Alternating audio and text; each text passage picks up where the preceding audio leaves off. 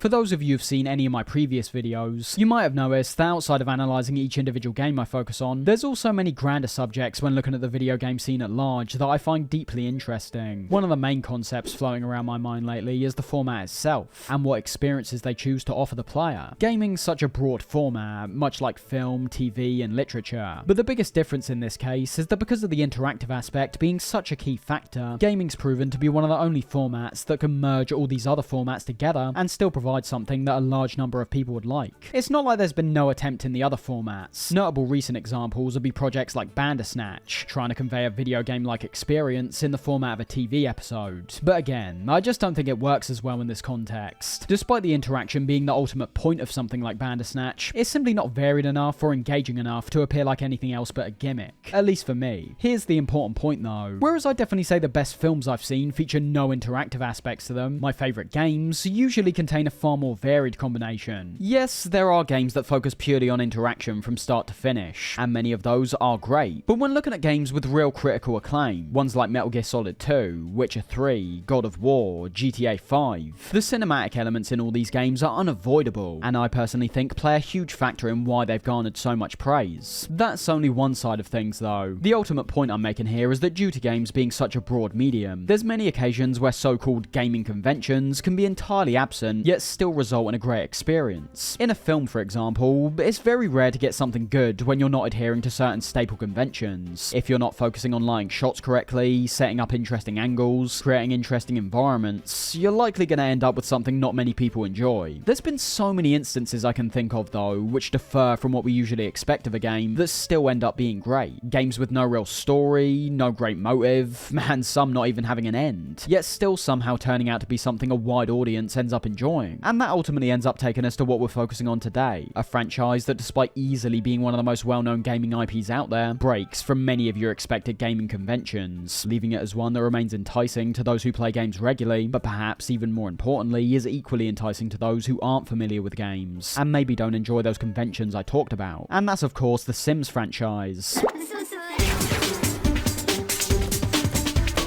Despite only having 4 mainline games, the legacy that Sims carved out since the very first entry has been immense, and the reason for that in my opinion is very simple. It's got one of the best concepts for a video game ever, and for a very long time put its main focus on aspects of the game that lean directly into that concept. Heading all the way back to the very first game, this concept I refer to was one that's attributed to one sole man, that being developer Will Wright. Wright co-founded the studio Maxis in 1987, one that at the time of writing has been responsible for every single mainline game so far. Admittedly, especially for indie studios, it's not too uncommon to see a few games being released early on where a company's basically finding its footing. However, Wright and his partner Jeff Braun had sussed out exactly what they wanted to achieve well before the studio's formation. A new style of game, one that had never really been tackled before, with that being what we now refer to as a simulation game. A game experience that wasn't going to have a main focus on winning, scoring points and so on, but instead, one that has you observing scenarios that are less fantastical and are far more relatable to our actual real lives. This journey began with the game SimCity, a game that despite now being classed as one of the most influential of all time, initially found itself struggling to even find a publisher. The reason for this ties directly back to everything these games are now lauded for. By not having those set conventions like scoring points or a basic ending, many publishers turned down their pitch due to the unknown factor. Even though I imagine many would have been interested, it was seen as too big of a risk. To be honest, this is actually quite common when it comes to these kinds of innovative and boundary-pushing projects. When you're dealing with a concept that's genuinely original, there's nothing to compare it to. There's no metric you can measure in comparison to other bits of media, which means you have to take a gamble. You either support this anomaly and hope it resonates with a certain type of audience, or you stay away in fear that it's going to fail because of its uniqueness. I always think back to films like The Shining and the reaction it got upon its release. Because of Kubrick's reputation, getting a studio on board wasn't the problem. Instead, it was the unfortunate case of a truly excellent and highly influential film getting absolutely panned at the time, before getting majorly re-evaluated in future years. Upon SimCity's release, it wasn't a breakout hit admittedly. However, for those who did buy and play it, what they experienced was something unlike anything they played before, getting this urban simulation where your main goal was to effectively build a city. Despite working on a broader scale than what Sims eventually would, we see many attributes in SimCity that would go on to be equally important for the vast majority of Maxis games in the future. Key ones for me being aspects like the freedom we experience, and how much variety there is in the way we choose to carry everything out. In a period where games on the whole were very linear, structured experiences, having a game like this, where you've got no real goal except the ones you personally set yourself, it was a brilliantly fresh idea. More importantly though, when getting deeper into the experience and seeing what it truly had to offer, you start uncovering a wonderful amount of depth, being able to segment parts of your city into ones that generate more revenue, ones that people can live in. Then you've got the option to add more buildings, invest in transportation, anything that goes towards making your city the best it possibly can be. And that's ultimately the key in my opinion, and it's the main reason why it's not only an interesting concept in itself, but is also one that presents a huge amount of replay value as well. Because of the self-imposed goal mentality, on top of the sheer level of variety and depth, each individual attempt can play out in substantially different ways. What if you choose to invest in a power grid earlier than you did last time? What if you put more efforts into commercial areas compared to residential ones? The number of choices and resulting outcomes are numerous, leaving the lack of any set goal to essentially be a complete non-issue when observing deeper. You give the player a sandbox they enjoy engaging with purely on its own, you don't need those kinds of goals. And in fact, you could argue having a set ending you're aiming towards would actually diminish the experience to a massive degree. Yeah, most people obviously want their city to be a success, but if you perhaps go into a playthrough with a different kind of mentality, one focused more on experimentation, and perhaps even a want to see what happens when you don't run your city effectively, there's nothing getting locked off. You're experiencing everything the game has to offer 100% of the time. I think it's a situation where no one person can truly play the game wrong. There's no fail state, no goal we can't reach except the one we impose on ourselves. Therefore, when each attempt comes to an end, it's less of a game over and more just a culmination of our individual experience. As I said, SimCity came out in 1989, and in between the time of when it came out, all the way up to when The Sims released in 2000, Maxis created tons of games that predominantly focused around the simulation formula. You had ones like Sim Life, a simulation of an ecosystem, Sim Health, a medical simulation, and also several new versions of SimCity itself. What you'll notice about many of these, however, is that pretty much all of them retain that same broad scope, even despite the focus getting more insular. And you can see just from looking at all the games they made in this time, it was all getting more and more detailed. After the first SimCity, for example, they released Sim Earth, about as broad a concept as you could really imagine. But it seemed after that point, the interest started to lie more in the minutiae of these concepts. They made a sim game based around developing a city, now let's see one where you develop individual buildings and companies within that city. Hell, those residential areas you built, let's make a sim game focused around the ants in their gardens. Where I think the idea ultimately culminates though is of course with The Sims in 2000, a game that I think builds upon all the foundation set up from the previous sim releases, while having one of the best concepts since the original SimCity. We mentioned the idea of these games getting more insular, but there was still always such a big focus on the management side of things. A vast majority of these games seem to have this kind of disconnect between us and the world. Because of how we interact with the games, our role's always been this kind of omnipresent godlike figure, looking down at these scenarios to see how we can effectively improve them. And while that quality is still definitely present during The Sims, we end up getting an experience that also feels a lot more personal and engaging, with that not only being down to the subject matter, but also the amount of depth and customization towards things that essentially every person playing can relate to. Much like everything else so far, The Sims wasn't ever created with the intention of the player winning or reaching some kind of grand finale. This was a game that, while still focusing on the same core ideas as something like SimCity, had its eyes mainly set on the people, or rather Sims, living in that city. The Sims is described as a social simulation game, and it's that social aspect that I think remains absolutely core to the game's success. It's no longer about looking after an entire city, it's about creating, observing, and curating the lives of one individual family. And as we're about to see, the way this idea is enhanced to a massive degree all comes down to the customization aspect in my opinion. Factors like success, getting money, they do still play a significant role, but from my own personal observations of what makes people adore these games, I think it comes down to the multitude of varying aspects that all adhere to different types of players, with the reason for this success coming down to how essentially none of these areas are skimped on. We can see from the opening cinematic exactly what this game's all about. The Sims is all about what you make it. If you want to start from scratch, build your own house, and fill it up with items that suit your taste, you can do that. I imagine for many players, that's how they ultimately start each and every attempt. Now, if you don't want to do that, that's no problem either, like we'll see in a sec when checking out the neighborhood.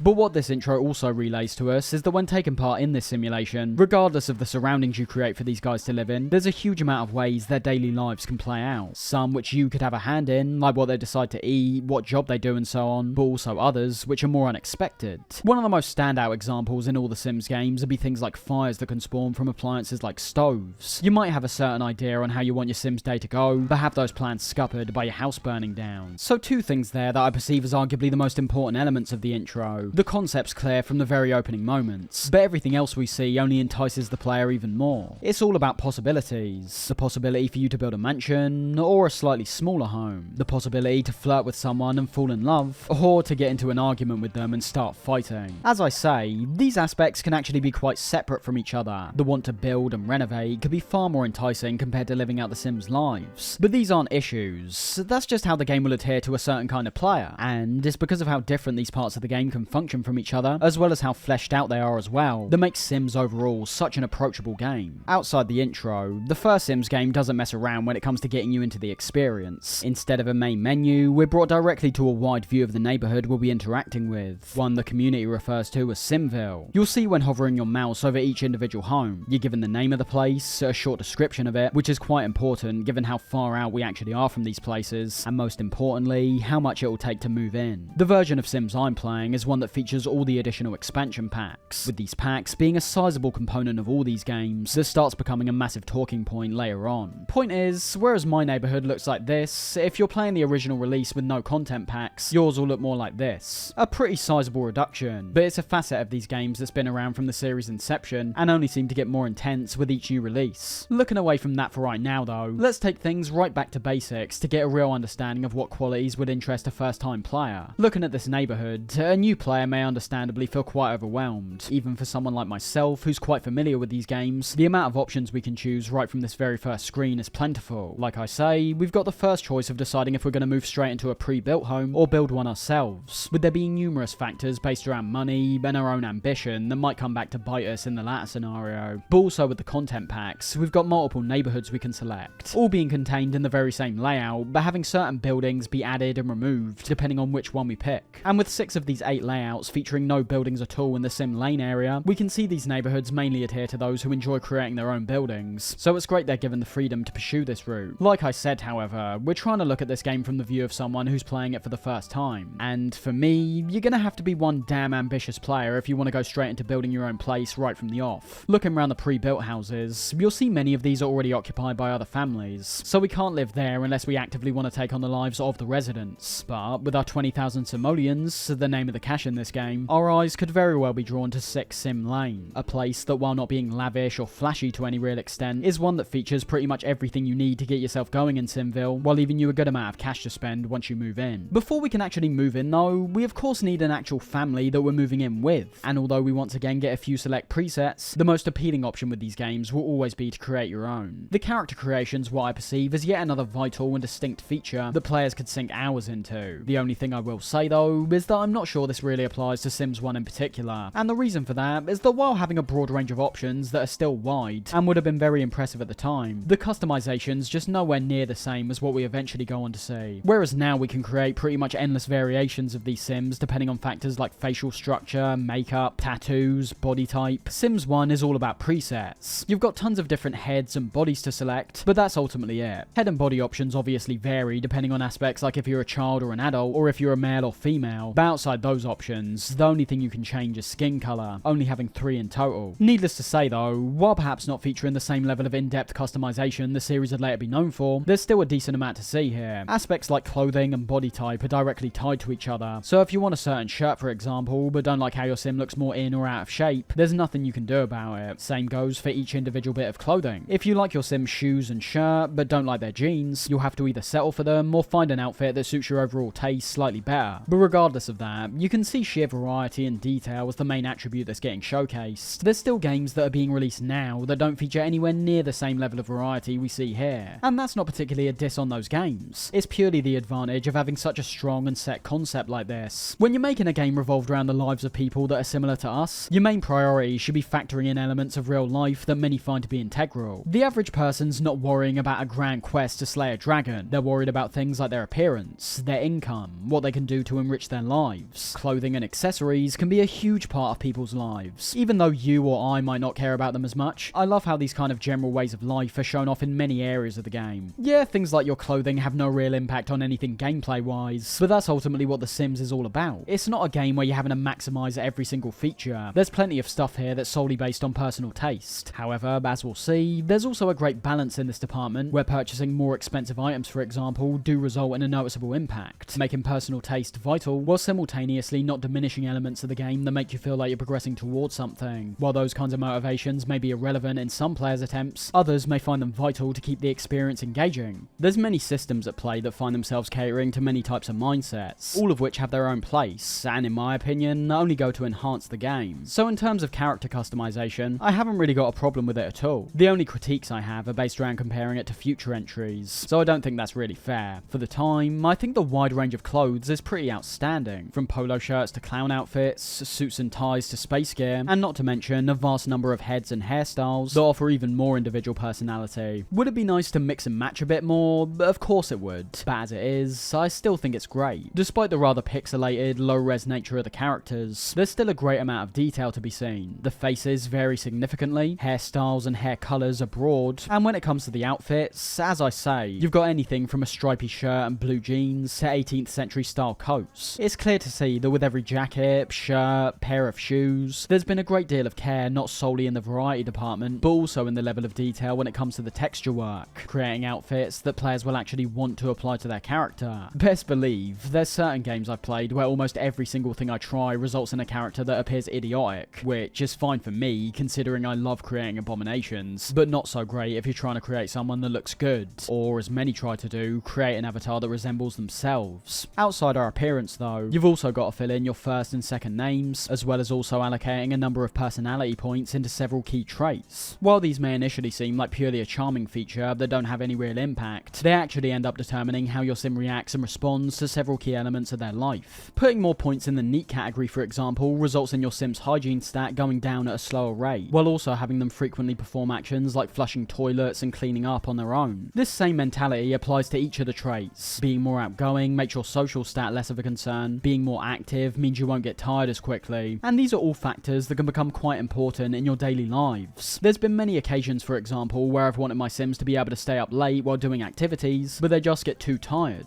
It's not a huge issue obviously, there's no one stat here that if you leave at 0 will impact drastically on the experience, but it's still something to keep in mind, and also something that gives your sims even more unique personality. With our characters created, however, it's time to finally move into our house. Every time you move in somewhere, the initial moments play out the exact same way. Your sims will be placed outside the house, and if you don't engage with them for a brief moment, they'll decide for themselves what to do. Now let's take everything one step at a time in regards to what we see. Starting with our sims, you'll notice straight away that despite still being a game where we have full control, the sims we control aren't solely dependent on our commands. You can see in the very opening moments, for example, without telling my sims to do anything, the kid starts reading the paper and the adult starts watering the plants. This is something that's standard for all the Sims games, and while it's a facet that players have gotten used to, when truly analysing it, it's one part of the Sims experience that starts feeling really odd and existential no matter what game you're playing, and I mean that in the best possible way. It's a philosophical point that lies at the core of Sims, that while never overtly getting focused on, is always present, and most definitely would have been part of the thinking when creating the concept. As I mentioned earlier, the player resembles some kind of godlike being. Ultimately, if we choose to, we can shape these guys' lives exactly how we want. However, if we choose to back off and simply observe them, they still live their lives. If they get hungry, they go get some food. If they're dirty, they have a wash. At times, I almost think of this observation of Sims being similar to watching a colony of ants or bacteria in a petri dish. In many ways, it's such an odd and surreal feeling to see people similar to us, in environments much like ones we know, simply carrying out daily tasks. Again, that's the big difference. You could apply certain qualities here onto human characters in any kind of game, but typically, you're either some kind of action hero, chosen one, or something in that vein. Things do genuinely start feeling different when you're placed in this more natural, relatable context. You could witness your sim talking with someone and getting on with them really well, and out of your own morbid curiosity, you could then command them to end that conversation and get into a fight with them instead.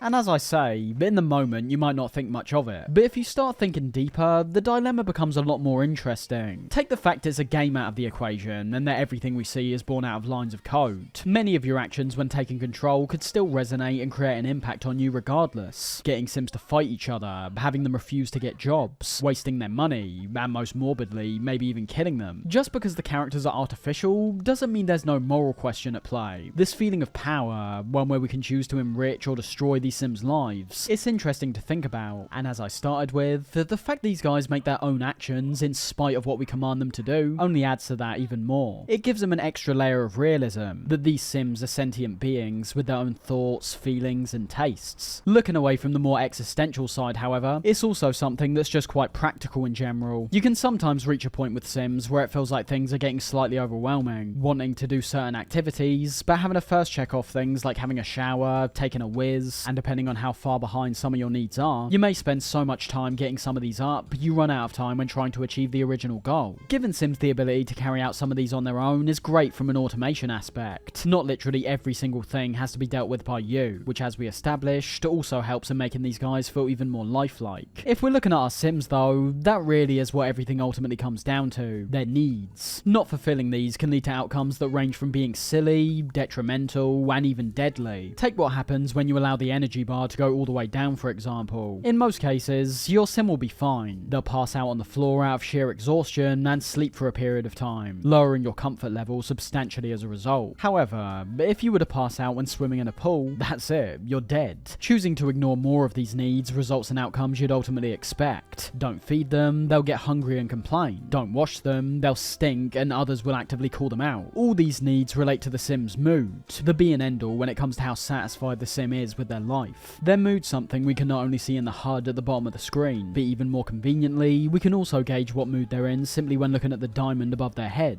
being referred to as the plum bob. A fantastic and clear representation of each character's moods, which obviously has since become synonymous with the franchise overall. And to put it simply, green is good, red is bad. The redder the plum bob gets, the more you'll start noticing them acting up and complaining. This eventually reaches a point where if they start getting in a proper bad mood, they'll start actively ignoring your commands. You may tell them to grab a newspaper and search for a job, and they'll just cancel your command and go watch TV instead. A genuine consequence, as you're now starting to lose control in a situation where you realistically need to boost their needs quickly. In certain situations, this could be particularly detrimental. The example I just gave about not wanting to find a job, that could be a real pain if you're running low on funds. And from there, you get a domino effect. No job means no income, which means money starts going down without any coming in, which could eventually result in you not being able to get any food. So I think there's a good balance at play with the needs and mood system, keeping the experience constantly engaging as you manage their needs during each and every day, while also having the Sims automation not require you to do literally everything. Don't get me wrong, if you just leave them to do their own thing, chances are it won't be long before they're crying out for help. Your input's still essential to your ultimate success. Looking away from our Sims functionality for a moment, you'll notice when moving into your new place, a number of things will occur right off the bat. Some being based on what Sims you've created, others being more based around what expansion pack you've got. I've never really been a fan of this, and it's something which basically occurs in every single game. You can see in Sims 1, when loading up the neighborhood or your individual lot, you'll get so many things popping up on screen. Many of these are DLC related, informing you of things like Studio or Magic Town. But also, if you create a child for example, you'll get a notification telling you when their bus will arrive for school. Not a gigantic issue, just one that's bizarrely consistent across the entire series, with many of these UI elements and notifications finding themselves being quite tedious at points. Keep this in mind though, as it does somewhat relate to a grander point I'll be touching on when looking at some of the upcoming games. I don't think Sims has ever been a simulation based on absolute realism, but the core foundation's obviously one that relates to our real world lives. However, we do start reaching a point where many of the expansion packs, which, remember, are very core to the Sims experience at large, go for way more outlandish and fantastical premises, leading me to eventually feel somewhat of a disconnect between that core Sims premise and the many different adventures we eventually see. As I say though, we'll focus more on that later. Observing our very first morning, you'll see that our kid ends up going to school, our guy ends up going inside to make some food, and we as the player are simply made to watch all this play out.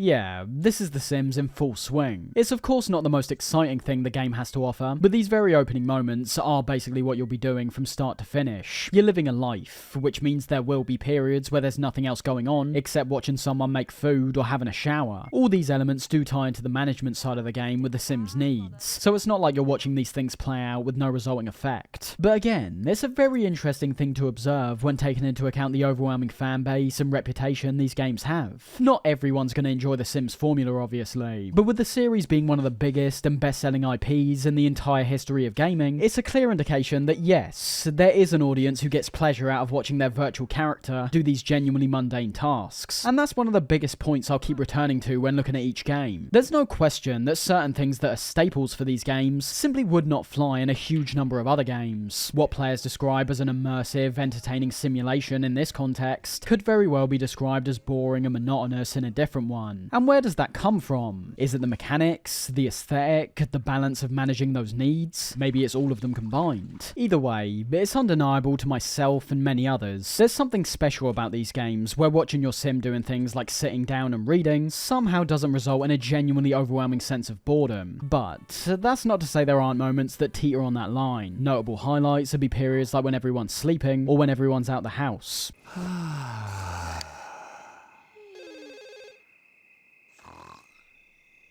These situations, which appear in literally every single game, leave the player with no other option than to wait. It's kind of no different if they just put up a loading screen. At the very least, when your sims are sleeping, you get the charming detail of seeing what they're dreaming about. But when they're at work, for example, it's just nothing really. You're staring at an empty house, seeing passers-by walking around outside. And during a game like Sims 1, you're made to experience that every single day. Well, unless you decide to not have a job, obviously. But then things will start falling apart pretty quickly. So I'd say there's definitely a line to be drawn. At least for me. I haven't got a problem watching my sims go about their daily lives, but there has to at least be something going on, some kind of resulting action we can witness. The only time this occurs in those moments of pure downtime is in relation to the crisis events. These are a variety of random events that can occur both in relation to and in spite of what your sims are doing. So for example, if your sim's not a great cook, there's an increased risk they'll start a fire when trying to use a stove. That's a resulting event directly caused by your sim. However, when sleeping at night, for example, we can see another event that's a lot more random. This being a burglar that can show up that will steal your most valuable items, in which you can try wake your sim up to phone the police and stop them, or if you run out of time, you simply end up losing one of your items for good. I think it's great that occurrences like this are here, providing a nice deal of spice to the experience that keeps everything fresh, requiring you to adapt to scenarios you might not have been expecting. On that same note though, especially in Sims 1, these events are still ultimately sparing. The vast majority of your time will still be spent simply watching your empty house or sleeping sims. Now, that actually ties into another gameplay mechanic that's always been core to these games, and that's how we're able to fast forward and pause whenever we please. Pausing in Sims isn't like your regular pause button. You'll find yourself entering this state very frequently when doing things like building, purchasing items, and even when planning out your sim's day. It's a great and much needed feature in every regard. With so much of this game revolving around management, it's appropriate that you're given the option to pause the game while still being able to interact with the world, leading to real-time evaluation and planning that we can actively engage with, as opposed to simply making it up in our minds. And naturally, this means you're not only saving your own time by interacting in this more intuitive manner, but also your sim's time by maximizing what they're doing each day. We have to bear in mind that 1 minute in Simville is akin to 1 real-world second,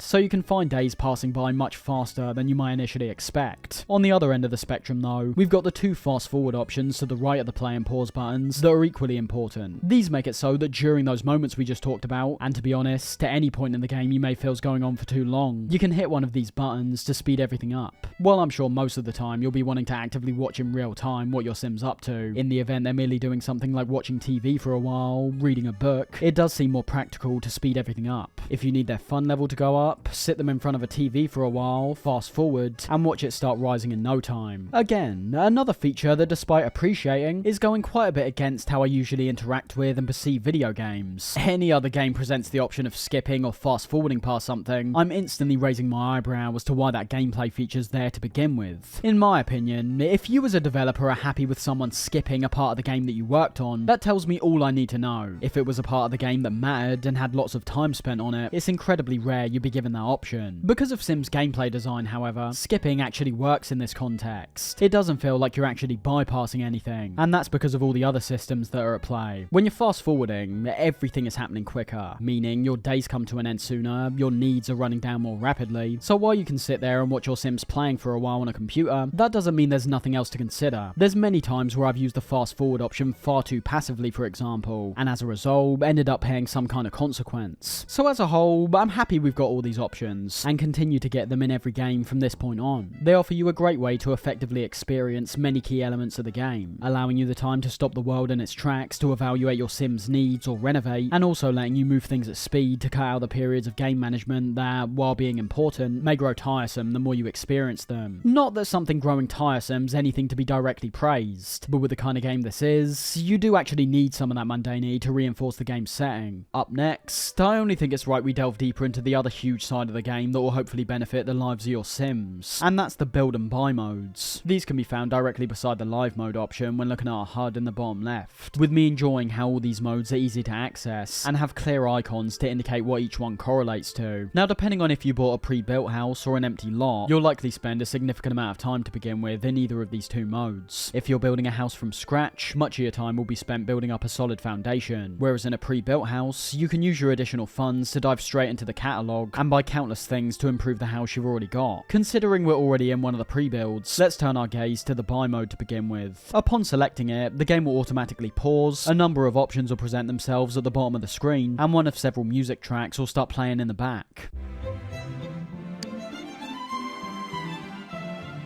To start with, the music in this game, and also much of what we hear in future games too, was fantastic. Sims 1's soundtrack in particular would likely be my favourite, with every single theme we hear sounding excellent and fitting perfectly in the many situations it crops up. In the buy mode, for example, you've got a variety of tracks, all of which have this really nice laid back feel to them, which invite you to spend as much time as you need looking at what's on offer.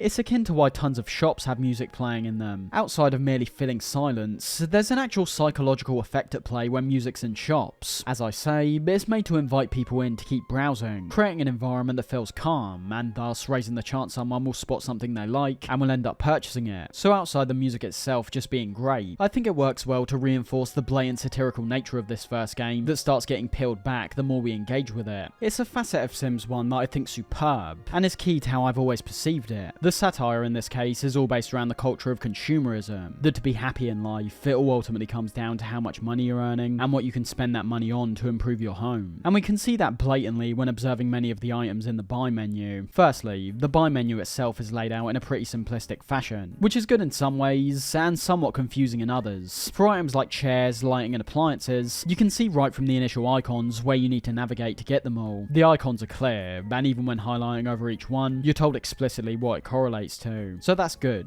Due to there being such a wide amount of items we can select though, ranging all the way from a normal desk to a VR headset, these menus and sub-menus can start getting a bit convoluted to navigate the more you dive into them. The amount of times in most of these games, to be honest, where I've tried searching for an item and literally could not find it, it can be somewhat annoying. For a game where the UI really is so important, I've always found it odd how certain things like this remain consistent. Looking away from the several menus that can already be quite confusing to search through, say you're looking for a surface and find yourself on the surface tab. You'll notice in the bottom right all the different options you've got, as well as a white arrow beside it that reveals even more. In games like this one, it's not too big of an issue. You might not even call it a problem at all. But best believe, when these games start getting fleshed out with more and more items in each of the categories, that overwhelming nature starts rearing its head once again. Due to the layout of the browsing options in certain games, there's so many occasions where I want to look at everything on offer and consider what I want to buy, but essentially can't because of how I'm viewing these things. Sims 4's obviously the best example of this, due to it featuring the most amount of content out of all the games. When it comes down to buying items, looking at clothes, customizing your Sims features, I always wish these menus could just be broadened out a bit. When you're cramming hundreds of items into a thin 2-row structure, it's really easy for players to settle for something that may not fit their taste as much, even though there may genuinely be something on offer that does. You could see a hairstyle you like, keep scrolling to see if there's another one you like more, then end up losing where that first hairstyle was because there's so many on offer, before settling for one you don't like as much. It's a side effect of how much content's on offer basically. A backhanded criticism. Yes, these games eventually have so much stuff and such a broad variety of options that essentially any player will be catered to in some kind of way, which is pretty outstanding from a customization point of view. The UI does not help in relaying the options to the player though, and that's also a pretty big problem. Take someone like myself for example, who's taken everything in, and isn't just searching out content from a new expansion pack. There is so much to see in every single department that it can take a very long time to make a choice that realistically could be very basic. I believe you rejig the UI to present more options, while also still making it clear to understand. You've no longer got an issue. The more items you add, the more time someone's obviously going to spend looking at them. But as I say, the UI oftentimes does itself no favours when it comes to extending that period of time. Turning our attention back to the original point of the game's satire though, as I was saying, that's shown off blatantly when looking at the buy menu. When tapping into all these different menus, whether it be computers, beds, toilets, you'll notice a pattern in how much of these have been sorted. In most cases, they'll be categorized from low to high when it comes to their price, and when looking at each individual item, you'll also see that in pretty much every single scenario, the more expensive something is, the more it'll benefit your sim. Comparing a cheap couch to an expensive one, you'll see the more and more pricey these get, the more comfort you'll receive when sitting on them. Now, it's not exactly a foreign concept for a game. Actually, it's quite standard. The more time you spend with the game, getting your sims jobs that earn them more and more money, the ultimate payoff is getting a reward like this that makes the experience easier to a degree. But it's obviously the context we're seeing it placed in that ends up feeding into the satire of the game. It's a commentary on the mentalities of real-life corporate advertising, and also how easy it is to fool people into their way of thinking. I'm sure you've heard it all before. Coats, jackets, and shirts made by well-known brands that look and feel nearly identical to ones that cost nowhere near the same price. The most hilarious examples for me are high-fashion items that cost absurd amounts of money that actually just look ridiculous, and could be described as truly inferior to something that costs way less money. But as we say, some people do genuinely think like that. They think because something's more expensive, it has to be better compared to cheaper options. But that's blatantly not true. These price points are set by businessmen who are trying to get as much money as possible. It's not just some abstract number that gets randomly set depending on how quality a certain item is. Therefore, it's all about maximizing profit, going as cheap as you can while creating something you can reasonably justify as quality, with elements like brand, celebrity endorsement, and reputation being used as leverage. Tying that back to what we see here though, the satire of course is that all those things are painted out in the kind of binary manner these companies want you to see. Even if you prefer the look of a couch that's significantly cheaper, if it doesn't provide the same level of comfort, you might ultimately end up choosing the other more expensive option. And of course, on that same note, there's obviously no in-between. More expensive means more comfort, less expensive means less. And I think that's a brilliant piece of commentary that applies to all the items we see. And it's genuinely hilarious just how quickly the series diverts from this pretty integral point in the first game, only to go in the exact opposite direction. Sims has always had a focus on carrying out things in a way that best suits you. It's up to you and your own tastes, what wallpaper you select, what lights you put in your house, but that additional commentary we just talked about adds another interesting layer to everything. Even as soon as Sims 2, that commentary becomes almost non-existent. The emphasis on all the items we can buy and the ways we can renovate our house become closer to a celebration compared to a critique. Once we arrive at games like Sims 4, we see the mentalities gone the complete other way. Numerous expansion packs solely focused around brand new items, actual product placement. It's a game that's ironically become exactly what the first game was satirizing, a corporate moneymaker machine that tries every marketing trick in the book to get players to shell out cash. Trust me, this won't be the last time we'll talk about this part of the game though, as it can also be seen in many parts of the game we've already touched on as well. Looking away from the commentary however, and purely observing these menus and how they function practically, it's about what you'd expect really. Despite being quite small, I like how you're able to see how each item looks in the panel at the bottom, and if one of these in particular catches your eye, you can hover over it to see how much it is, and even click on it to get a better view of the item, as well as a description of it. All things that I think are neat and necessary in the selection process. Once you've found whatever item you want, you only have to move your mouse to the screen above to see where you're able to place it. Each item you place down will take up a certain number of squares in this grid, with that obviously going for the items we can place on the ground, but also the walls and ceilings too. While not being an issue in a practical sense particularly, with the strong adherence to this grid making the act of placing everything down pretty simple and easy, there can be problems when it comes to our preferred layouts. We're talking about things like placing a TV in front of a couch, and instead of being able to place the TV directly in the middle, it's got to go in one of the squares, meaning that if you have a two-seater couch for example, the TV's always going to be directly in front of one seat, which just looks a bit odd.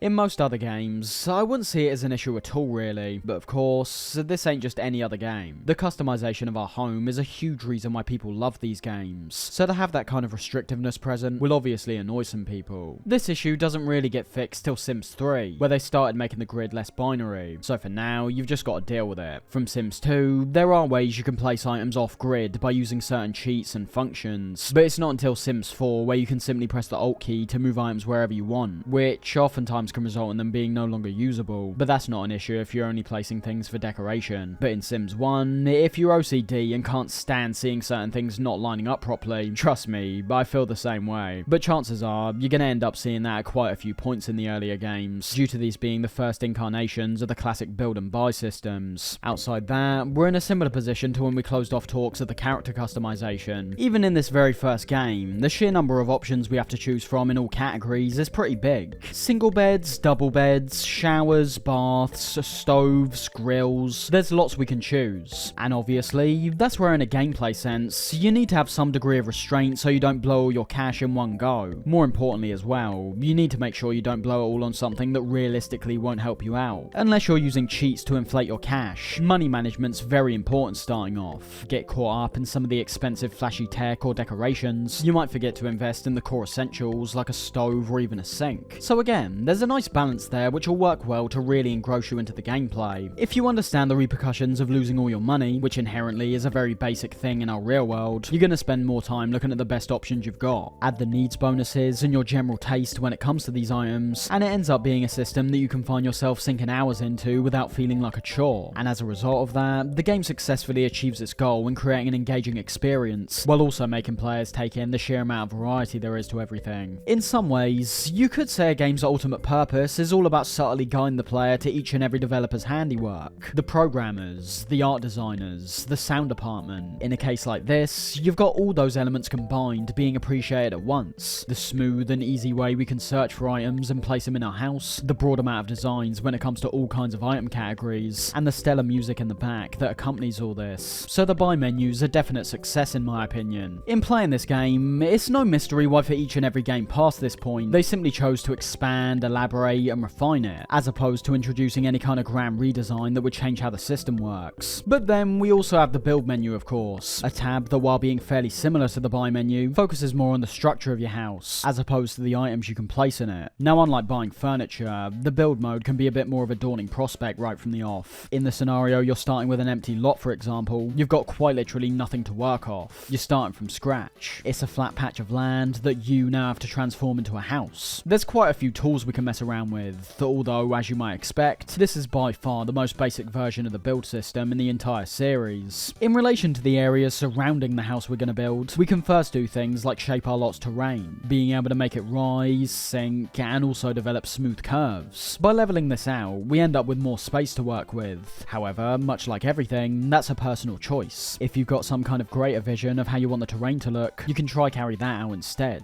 You're not allowed to go crazy like in future games. Later on, you can modify the terrain to such a degree that you can make homes that stretch way up into the sky, whether it's a tech restriction or an overt choice. Messing about with terrain can feel quite restrictive, admittedly. When raising or lowering the ground, it's not unusual to be told you can't perform a certain action purely because they won't allow it. Equally though, we can also plant many kinds of trees, plants, and bushes, and it's here where you can start seeing how each individual's creativity could really start factoring into what they'll make. To use a modern example, when engaging with these empty lots, it does give you that same feeling when building your base in a game like Minecraft. You've got an empty canvas, and it's on you to use the tools you're given to create something you like. The only difference, of course, is that while you can be ambitious in some sense, Sims 1 doesn't give you anywhere near the same freedom of something like Minecraft. As I say, if you're playing the game fairly without cheats, the ambition really is to create something you like while managing what you spend. If you let yourself be truly free though, and give yourself a cheeky 2 million to work with, you can create anything from a large antique mansion with expensive art and sculptures all over the place, to perhaps a more up-to-date modern home. Either way, given the many foundational structures we can lay out on this grid,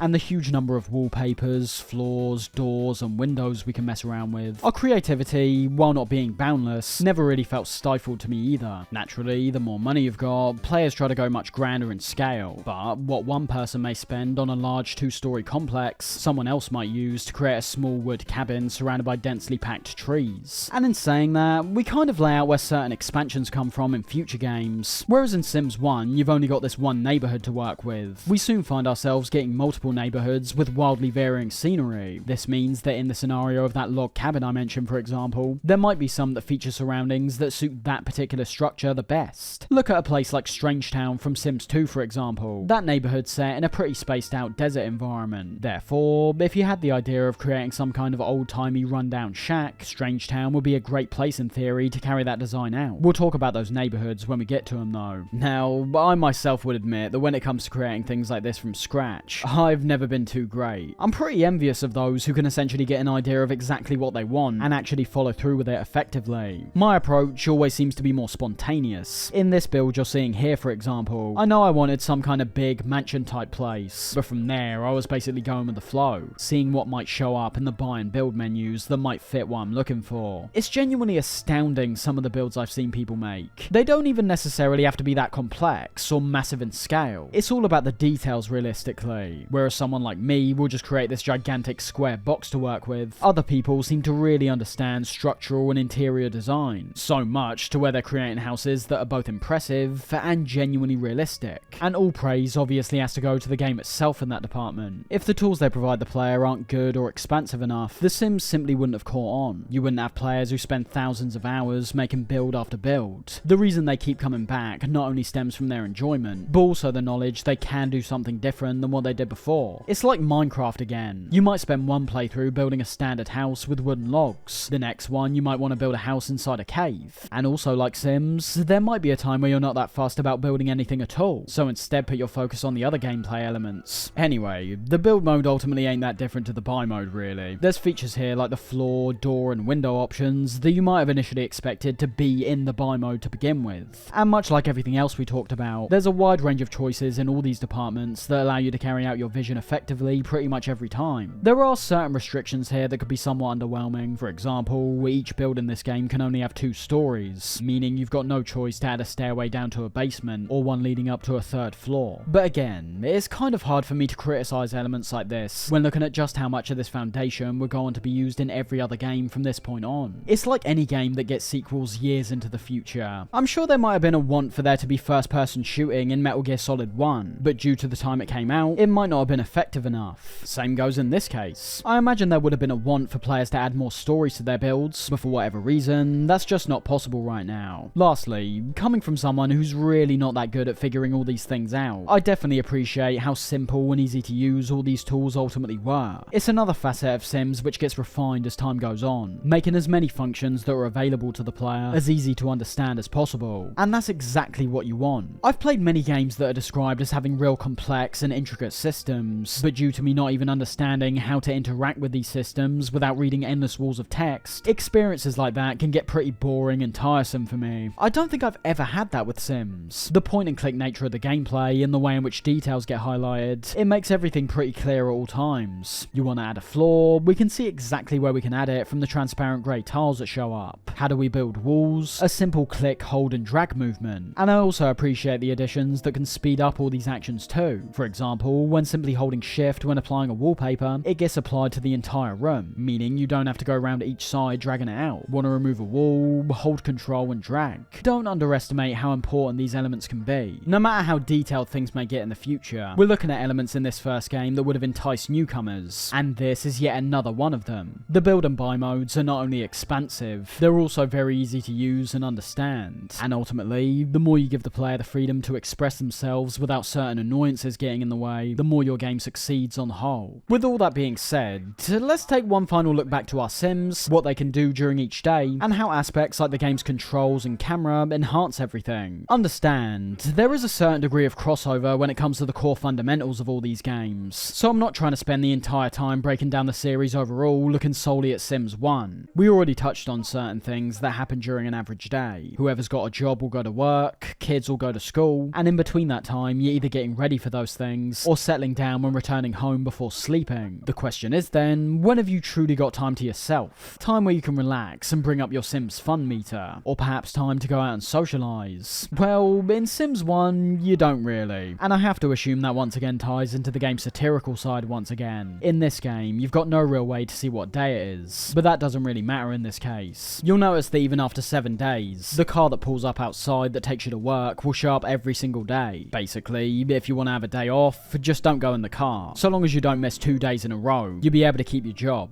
Naturally, I associate this to the humdrum of an average life. Work feels never ending, and in this case, it quite literally is unless you ditch for a day. In between working hours though, your needs, while being important, won't be the only thing you'll want to focus on. Looking at the several tabs beside our mood bar, you can see we've got ones that highlight the relationships we have with certain characters, the interests our sim has, and also what skills they're good at. First off, the relationships we form in these games, no matter if they're friendly or romantic, are hilariously shallow, and they all always have been. It's one of the very few elements of this first game that I feel's been retained, albeit not intentionally for the later games in my opinion. And what do I mean by this? Well, just listen to an average conversation and it might become a bit more clear.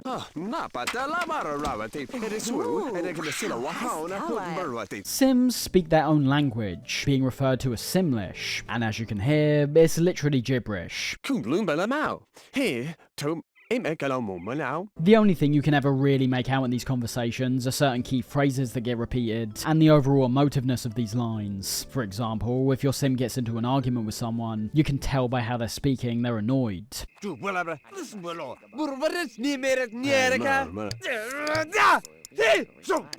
So that's one side to pay attention to. Conversations in a game that's emulating our real life are now being boiled down to utter garble. The other side's more about the options we have in the social department. When choosing how we're going to talk to someone, you'll notice that all the options we have are incredibly basic. Now starting off, that's intentional. The more you get to know someone, the more options you get to interact with them in slightly different ways. But just look at some of the options here. To flirt with someone, hit the flirt button. To talk with them, hit the talk button. I think there's a very intentional and rather cynical observation relating to how most people communicate. Conversations become like wallpaper, intentions become obvious, relationships get shallow. There's no real nuance. There's no way to gradually steer a conversation towards a certain direction. One minute you want to talk, and then when you see a window of opportunity, you attempt to flirt to try steal their heart. Even if the social system was simplistic in this way, mainly for a gameplay purpose, that's ultimately irrelevant to me. The intention I'm putting forward seems way too obvious, so it all works really well. And as we'll see, it's another evolution where in many ways, The Sims almost becomes a parody of this original incarnation, seeing future games present more and more options during convos, attempting to broaden out their social side, but still ultimately being so shallow. It's still a case of, if you want a friend, use the talk option. If you want a romantic partner, use the flirt option. I agree with those who wish for the social aspect of the game to be more expansive in games like Sims 4, as by that point, it actually feels appropriate. The intention's entirely different to Sims 1. It appears like they want to give you more options, but still end up having the core system remain the same. There's still no nuance. Conversations aren't really conversations, and relationships still develop in a really simplistic manner. It's not about what actions you can take to make yourself more relatable to a certain kind of sim, how you could steer a certain conversation in a way to make a sim who's merely your friend fall for you. No, but as I say, it's either flirt or talk when you boil it all down. Naturally, you'll see for yourselves how it progresses with each game, but it's something that, while always remaining charming, just seems to have one of the best implementations and the best purpose in the first game. My point is that when you look to a game like Sims 4, you might get new options like being able to ask about someone's day or discussing interests, but does that fundamentally change how the interactions play out? I don't think so. You're always feeding into the exact same routine realistically. No matter if you ask about their day or merely talk with them, mechanically, it's basically going to yield the exact same result. You're going to see your bond go up or down. It's merely a case of what bond you're trying to create. The more you bond with someone, you'll start noticing more options showing up. So while you initially might have only been able to flirt with someone, you can eventually kiss and maybe even woohoo with them. That's fine, but that's basically what we see throughout all these games. Again, speaking purely from a functional point of view, there's so many options we see in future games that essentially give you the exact same result. You might be told your sim's talking about something in particular with someone, but the actual effect of that never seems to be all that substantial. The way these options get shown off in future entries make it seem like there's been a grand expansion, but the underlying mechanics really aren't that different when you boil them down, which is fine for immersive purposes. There's definitely other examples of things that, while not being too impactful functionally, I still really enjoy. Things like furniture stores in Sims 2, for example, could really be described as pointless. Everything we see in these can also be acquired in the buy menu, and in that case, you don't even have to travel anywhere. But as I say, I love these furniture stores not solely for their function, but even more so because of how they immerse me into the world. The social systems are more of an issue, admittedly. There's a certain amount of depth I would have hoped to see by this point that's simply not there, but the immersive features we see in games past this point should still be appreciated. Because don't get me wrong, no matter what Sims game you're playing, there will be moments where you get a chuckle from seeing how your Sims are handling certain interactions. It's more about the fact that with each game, despite on the surface appearing to be expanded, it's really not. And that's something longtime fans have been frustrated about in several departments actually. The illusion explosion of expansion, seeing many things being sold to them via DLC for Sims 4 that were already seen in previous base games. So, getting back to our sim, having a drawn out conversation with someone can make up a large part of the time we spend our day, but that's obviously not all there is to see. Outside of catering to our needs via going to the toilet, watching TV and so on, we can also pursue some different hobbies that are even more beneficial. These primarily come in the form of doing things like painting and playing music, things that not only improve your creativity, but ones that can also yield some extra income too, being able to sell paintings and go out busking for cash. Especially when it comes to the instruments. I like how you can genuinely see your sim gradually improving the more time you spend practicing. Playing the piano, for example, they'll start off like they don't even know what a piano is. However, as you can see when playing, a bar now appears above their head, gradually raising the more time you spend playing. Once that bar becomes filled, you get a creativity point, and repeat that a few times and your sim will actually start playing properly. It's an interesting point I always consider when thinking about these games. What's the actual intention of each individual player's choices? Well, we obviously know the answer to that. It's a very broad one. It's the same kind of thing you can ask me when it comes down to the characters I create. Why do I try to create abominations and fools in every game that lets me? Because I find it funny. It's pretty much always what my mind goes to. And I feel that also applies to much of what players make their sims pursue. There doesn't necessarily have to be a set logic, despite that being the case for some players. Some will obviously try and replicate their own lives as much as they can. If they like painting, for example, they might try and make their sim heavily pursue this route and turn them into a fantastic painter. In that context, the player's basically vicariously living through their sim, and that act of living through these avatars is one that I also find interesting overall. Because make no mistake, a game like Sims, despite the light-hearted, quirky and fantastical elements we see, it's a game that, unlike most others, can frequently expose sides of yourself through all the actions you make. And that comes back to the mundanity of many aspects. This ain't no GTA where you're driving around high-speed cars while going on a rampage. While you could try say the way you act in a game like GTA exposes similar sides of your character, it's too outlandish in many parts to really have any weight. The idea of having fun is too core to the experience. Something we've mentioned, it isn't always the case with Sims 1. But really what I'm focusing on is the many different mindsets this game will appeal to. If you're someone who perhaps wants to pursue a life you don't have, wishing you were some great guitar player while in real life you're really not that good,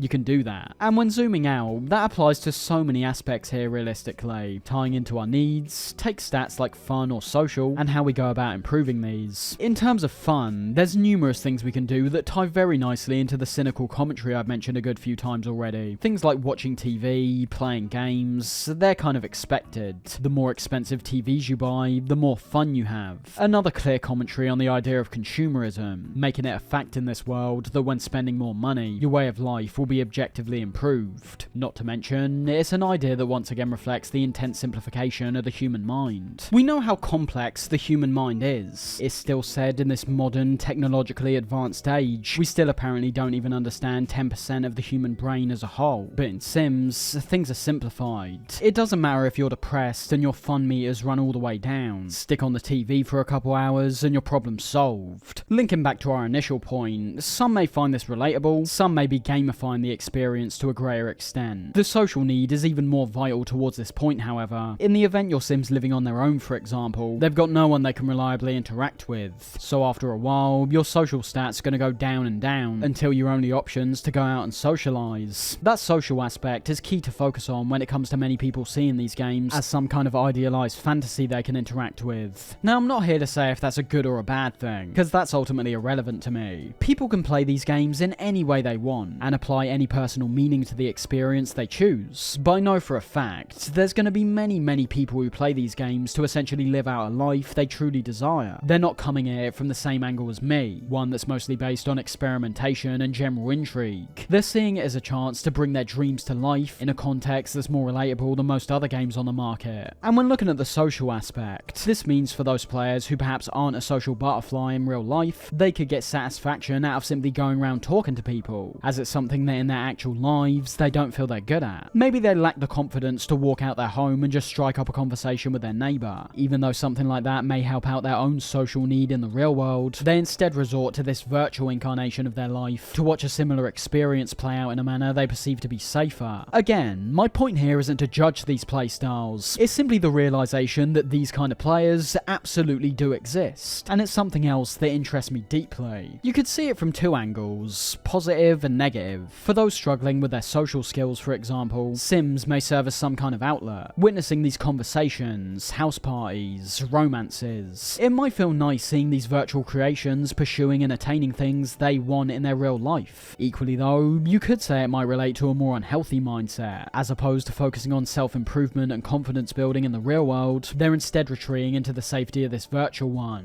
where no matter what happens really, you're in control. You can take back anything that occurs by simply reloading a save, when as we know, life doesn't work like that. Typically, I wouldn't focus on this side of things that much, but it's one of the rare cases where I feel the player's mindset can actually be fundamental to understanding the experience. It gives an indication as to why these games became so popular, and why the franchise in a popularity sense has only gotten even bigger with each new release. But anyway, getting back to the original point of what there is to do, everything I talked about are activities that will take up your time. From my view, they're for sure mundane. Watching your sim watch TV, for example, has never really been something I found to be all that thrilling. There's a purpose for it, but it's not like I found myself glued to my sim during this time, because the act itself is just so entertaining. Same goes for conversations really. Unless you're initiating certain things you want to see play out, convos are also kind of nothing to look at. There's no real thread, you can't understand them, which leads to these being a period where you're watching two characters go back and forth for a while before walking away. For the first game's satire, perfect. In any other sense, I'd be looking for something a bit more, to be honest. But most importantly, when it comes to this first game in particular, when it came down to certain expansion packs that were released, these broadened the world of Simville to a significant degree, offering several new areas to explore outside your home, all of which vary in terms of their overall style. Now this is the very start of the overwhelming expansion pack model all these games have worked off, with Sims 1 having 7 in total. The first two were referred to as Living Large and House Party, 2 packs that were still wholly focused around our lives at home, offering players new characters to interact with, new careers to pursue, the idea of house parties in the case of the latter DLC, and of course tons of new items. The final of those is something that applies to all the expansions basically. The formula at this point seems to be a case of a brand new concept, and plenty of items that coincide with that concept. So for House Party for example, you not only can now invite a bunch of people over to your house for a party, but you can also change into a brand new outfit that suits the occasion, as well as perhaps creating an area for everyone to party in with the new dance floor tiles, balloons, and bars we can now place. All stuff that I think only goes to flesh out the world even more. You could make the argument that adding more elements like this takes away from the commentary I admired so much, but it's not enough to really be an issue. Everything in these first 2 packs are still things that occur frequently in real life, and the addition of brand new items not only adds even more variety, but actually reinforces the initial concept of consumerist culture even more. The more expensive items we've got to choose from, the more fun our Sims will have. You get the idea. Things start getting even more elaborate from there, however. When it comes to expansions like Hot Day, Vacation, and Making Magic, despite still featuring new items and activities, as we came to expect from the first 2, these now broaden the gameplay outside the home and go in the direction of what's referred to as community lots. These simply being areas that upon calling up a taxi, for example, you can then travel to, explore for a while before going back home. These are a fantastic addition, and are built upon significantly with each release. The first area we see in Hot Dates referred to as Downtown, an area that, as you can see, features a wide range of unique locations to venture to, featuring the likes of a town centre, where you can enter several different kinds of shops to purchase magazines, food, and even play games. You've also got a beach that you can walk along, a park area for you to socialise in, just a ton of areas here where the game no longer revolves around your life at home. It makes the experience feel even more immersive,